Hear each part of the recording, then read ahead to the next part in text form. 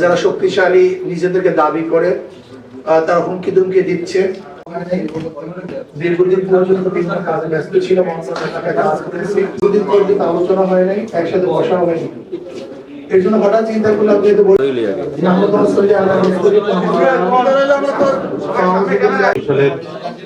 প্রার্থী বরিশাল সদর 5 আসনের, তো এই জন্য আসা এবং 4 চক্রজন এখানে আসা। তো এখন আপনাদের সামনে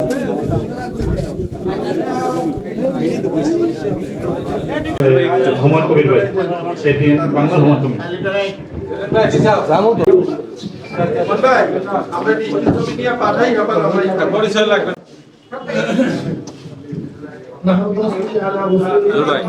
দিন পর্যন্ত আমাদের দেশে অবাধ সুষ্ঠু নির্বাচন হয়নি।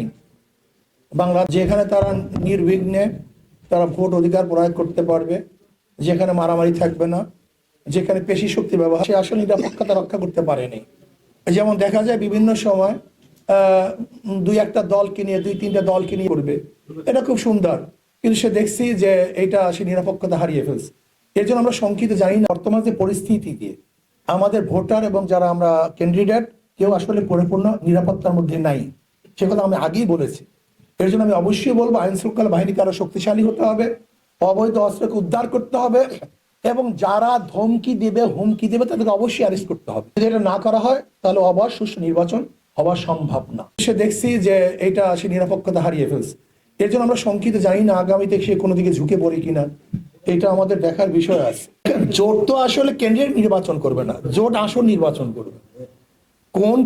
কোন জায়গায় কে নির্বাচনে দাঁড়াবে এটা তো জোট নির্বাচন করবে না। জোট তো ক্যান্ডিডেট নির্বাচন করবে না, জোট হলে আসন ভাগ করবে। বরিশালের ব্যাপারটা হলো এখানে আমাদের, আমার বাবার জন্ম, আমার দাদার জন্ম, আমাদের নিজেদের জন্ম, এটা আমাদের নিজেদের। এখানে তো হয়তো বা যেরকম আমি কি শফিক সাহেবের সিট চাবো নাকি যে এটা আমাকে দেন, আমি কি অন্য যারা কেন্দ্রীয় লিডার আছে বলবো যে এটা আমাকে দেন, এটা তো এটা হয় না। কাজী বরিশালের সিট হয়তো বা এটা তো বলার দরকারই নেই, এটা তো আমাদের ইনশাল্লাহ অবশ্যই যদি জোট হয় তাহলে অবশ্যই সিটটা তো আমাদেরকে এমনিতেই ছেড়ে দিবে। এখন পর্যন্ত সেই পর্যায়ে যায় নাই। সরকারের একটা আইন কানুন আছে, কিন্তু সেই আইন কানুনের মধ্যে না পৌঁছা পর্যন্ত দেখা যায় আমরা সরকারি প্রোটোকল গুলি সেই অনুযায়ী দিচ্ছি। আমি জানি না দেশের কোন ল এই আইন ঠিক আছে কি নাই, এটা আমি আমি বোধগম্য না, আমি বোধগম্য না। এর জন্য আমি জানি না আগামী প্রশাসন কি কোনো দিকে ঝুঁকে যায় কি যায় না, সেই ব্যাপারটা আমরা সন্দিহান। এর জন্য আমি বর্তমান অন্তর্বর্তী সরকারকে বলবো, প্রশাসনকে বলবো যে দেখেন মানুষ চাতক পাখির ন্যায় আগামী নির্বাচনের দিকে তাকিয়ে আছে, মানুষ ভোট দিতে চায়। কাজে আমি অনুরোধ করব যে আপনি কালিমা লেপন করবেন না।